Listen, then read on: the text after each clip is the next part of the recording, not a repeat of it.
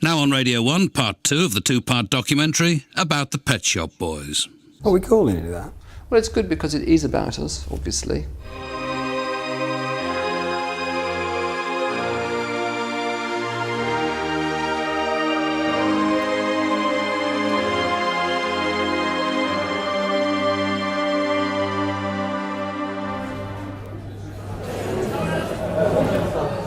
Various Pet Shop Boys thoughts, November 1996. I've never liked having to be serious, which is why being in a pop group's absolutely fantastic, because you can be a sulky brat all your life. The thing Chris and I have always both liked most about music is that it gives you some emotional response or high. And you can hear that in Wagner, or you can hear it in a Kylie Minogue record. And we've never applied notions of taste to that. I think my basic personality is to always do and feel the opposite of what you're meant to. So I'll probably be chirpiest if we're not being very successful, and more miserable if we are being successful.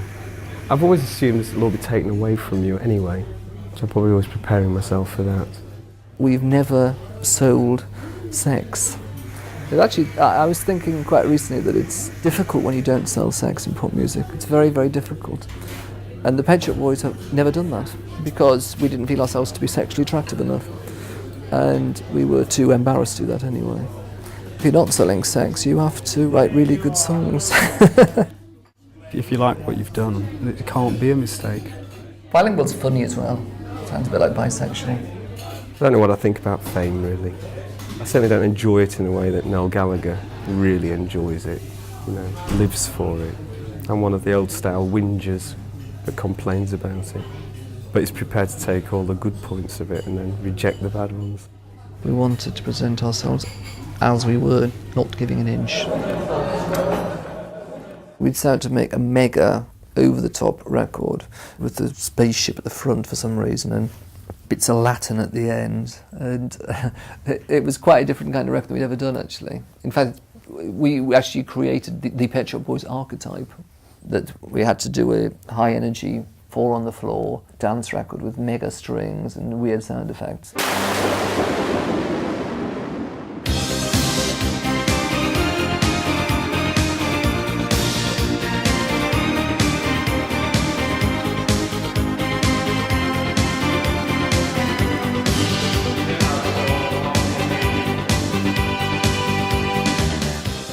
So It's a Sin came out, and it was our second number one. It was quite interesting, the reaction to the record, because first my mother told me the first time she heard it, she burst into tears, because she read it completely seriously, and she thought it meant that I had a very, very sad and unhappy childhood, and she felt very bad about that. When I look back upon my life, it's always with a sense of shame.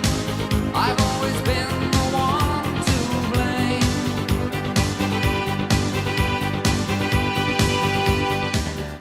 And I had to say to her, I said, God, we wrote the song about 10 minutes. It's sort of meant to be sort of a joke, really. It is sort of true about being brought up in a Catholic school, where you are told everything really to do with sex, actually, is a sin, And you used to get told at school about, there's a kind of kissing which simulates the act of sex itself. And you used to think, wow, what is that? At school they taught me how to be so pure in thought and word and deed. They didn't quite succeed. And then, suddenly on the front page of the Newcastle Evening Chronicle, there was a big story emanating from St Cuthbert's, the school I went to, saying that I'd misrepresented the school and it was outrageous. They thought Neil was slagging off his old school, which he probably was because he hated it. I was told afterwards by someone who'd been to the school at that time that you'd be suspended if you were found with a copy bits of sin within the precincts of St Cuthbert's, which I was actually quite thrilled about. And then, in contrast to St Cuthbert's, we were on the front cover of the War Cry, the Salvation Army's paper, saying how marvellous it was that the subject of sin was up for public discussion again. It's quite interesting, actually, that what really started off as one of our kind of silly, funny songs definitely struck a chord with a lot of people, for good or for bad. Everything I've ever done, everything I ever do, every place I've ever been, everywhere I'm going to, it's a sin. Tom Watkins, our manager, had for a while managed an American songwriter called Ali Willis.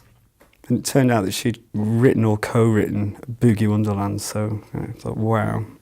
And I think she suggested writing a song with her. And we started writing it. And then Chris got in a very strange mood and walked out. Got in a bit of a mood about it all. Oh, did I?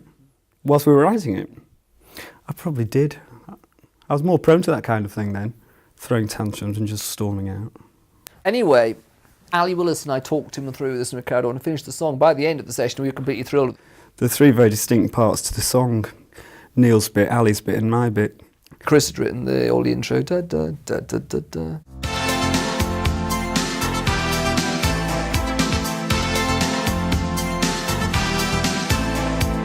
Neil's was the "You always wanted a lover." Da-da-da. You always wanted a lover. I only wanted a job. And Ali Willis wrote, in my opinion, the best bit of the song, the "Since You Went Away." Since you went away, I've been hanging around. I've been wondering why I'm feeling down. And anyway, the idea of the song was that it was about a love affair gone wrong between a man and a woman. So we divided the words up to make it like a duet. And we tried to get in touch with Jessie Springfield. I just always loved her voice. She's always been my favourite pop singer. And she just has a heartbreakingly beautiful voice. It's just always her voice. She sounds like she's really lived it. Anyway, she came in the studio and she sang it. It just sounded fantastic. I still hadn't got a real clue what they wanted me to do, and proceeded to totally foul it up for at least 5 hours, thinking they wanted some more fireworks from me, which actually I'm not very good at. And finally they just said, "We just want the sound of your voice," which never occurred to me. She said to us, "What do you want me to sound like?" And we said, "Well, you." Are we on the right tape? Watching the Elton John documentary Tantrums and Tiaras for the third time, August 1996. I think so. This is LWT, now Tantrums and Tiaras, an extremely frank Sounds not very good, is it? diary of a year in the life of rock superstar. Just turn it down a little bit more, sorry. Well, that's rock and roll. If that isn't Spinal Tap, I don't know what is. He's so knocked. Slam. Our lips are firmly sealed. Yes. Yeah, who does that remind you of? Well, it's not me. I've never walked off a video shoot. Actually, he doesn't even walk off. No, he doesn't. That's Oh, why. lightweight. I went the whole way. I didn't just pretend. Oh, another tantrum. What happened was Derek John was directing the video. He'd already done It's a Sin. And we asked him to do Rent. I don't know what had happened, but when we got to King's Cross, Chris wasn't to be seen. I got there and there was no one there. And I sort of waited for an hour and I thought, sod this. And Chris was a bit paranoid, as it turned out, that I was being treated as the sort of... Because I was the singer, it was always obvious what I did. And there was always a bit of a strain, actually, what does the other one do? And he was in absolute rage about it. We had actually the only screaming row we ever had in our entire career and friendship. And got annoyed and screamed back at him, slammed the phone down. God, is this all from Neil? Neil's got such a good memory for some things. I don't remember it being such a big deal. I remember going home and not doing the shoot. We would normally get over that kind of thing by not really discussing it, by just dealing with the reality of it afterwards.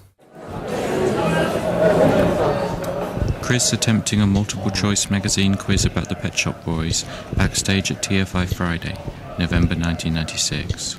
Which was the Pet Shop Boys' second number 5? It's a Sin. Was it?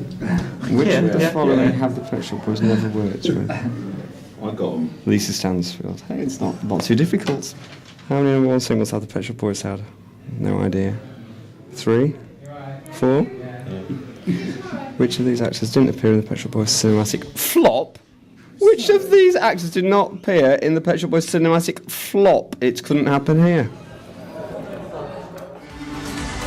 You are always on my mind. It couldn't happen here, 1988. Where are you going? I'm going there. But I like it here, wherever it is.